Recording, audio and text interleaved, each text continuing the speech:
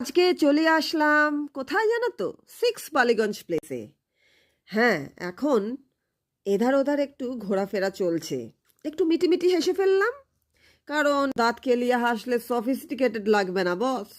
আর এই দামা চপগুলো জানো তো, মাটন চপ ছিল, দারুণ ছিল কিন্তু। আর ওদের বানানো যে এই কাসুন্দিটা দিয়েছিল না, ভাবছিলাম একটু বাড়ি নিয়ে আসলে ভালো হতো। আর এই কাঠিগুলো আছে না, কাঠির মতন, এটা ছিল গন্ধরাজ চিকেন, তাও ছিল দারুণ।